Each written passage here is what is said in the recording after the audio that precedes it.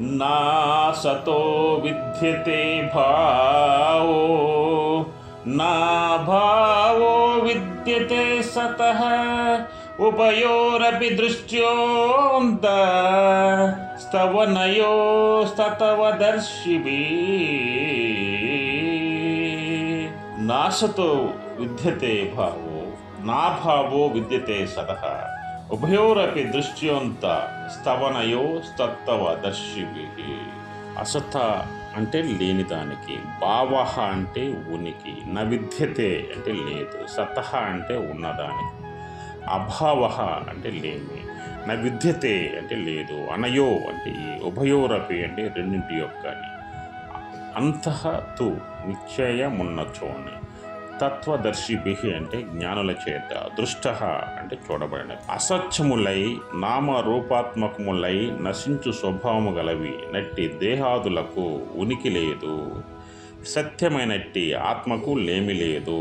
తత్వజ్ఞానులకు వారికి రెండిటి యొక్క నిశ్చయమును బాగుగా తెలుసుకొని ఉన్నారు. ఈ శ్లోకంలో వాస్తవాలు అవాస్తవాలు రెండు. అంటే వాస్తవాలు అంటే అది శాశ్వతమైనది, అవాస్తవాలు అంటే అశాశ్వతమైనది. మనం జీవించినటువంటి శరీరం మొత్తం కూడా ఎప్పుడైనా సరే అది అవాస్తవము, శాశ్వతమైనది కాదు. మనం పుట్టినప్పుడు, అదేవిధంగా యవ్వన దశలో, అదేవిధంగా మధ్య వయసులో, అదే వృద్ధాప్యంలో మన యొక్క శరీరంలో ఉన్న మార్పులు క్రమక్రమంగా పెరిగి ఒక వయసు నుంచి మళ్ళీ క్షీణించి మరణానంతరం ఆ శరీరం అనేది నాశనం అయిపోతుంది. ఈ నాశనం అయిపోయేది అనేది శాశ్వతం కాదు. ఇది తెలియక మా నాన్న చనిపోయాడు, మా అన్న చనిపోయాడు, నా భార్య చనిపోయింది, నా కుమారుడు చనిపోయాడు, ఇన్ని కూడా అవాస్తవాలు.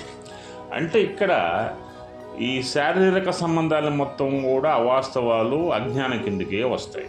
అయితే ఇంకా శాశ్వతమైనది ఏంటి అంటే తత్వజ్ఞాన స్థితి, ఆత్మజ్ఞాన స్థితి. ప్రతి మనిషి జీవిలో ఆత్మ ఉంటుంది, ఆ జీవాత్మే పరమాత్మ, ఆ పరమాత్మే భగవంతుడు. ప్రతి మనిషి చనిపోయినప్పుడు అంటే ఇక్కడ ఆత్మ ఏం చేస్తుందంటే, మీకు ఒక శరీరంలోకి ప్రవేశించిన తర్వాత ఆ శరీరం నశించిపోయిన తర్వాత ఇంకో శరీరంలోకి వెళ్తుంది. అంటే ఆత్మ అనేది ఎప్పుడు మారుతూ ఉంటుంది. ప్లస్ ఇంకోటి ఏంటంటే స్థిరంగా ఉంటుంది, అది అశాశ్వతమైనది, దాంట్లో ఎటువంటి సందేహం లేదు. అంటే ప్రతి ఒక్క మనుషుడు కూడా ఆత్మజ్ఞానాన్ని పెంపొందించుకోవాలి. ఎవరైతే ఆత్మజ్ఞానాన్ని పెంపొందించుకుంటారో వాళ్ళకున్నటువంటి సంపూర్ణ జ్ఞానాన్ని పొందుతారు. సంపూర్ణ జ్ఞానాన్ని ఎవరైతే పొందుతారో వాళ్ళు సుఖ దుఃఖాలు రెండింటిని కూడా సమానంగా చూస్తారు. అదేవిధంగా లేమిని ఉన్నదాన్ని కూడా సమానంగా చూస్తారు.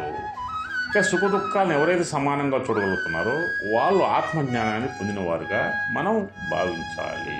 అంటే ఈ ప్రపంచంలో శాశ్వతమైనది అనేది ఏంటంటే సచ్చిదానంద స్వరూపమైన ఆత్మజ్ఞానమే శాశ్వతమైనది.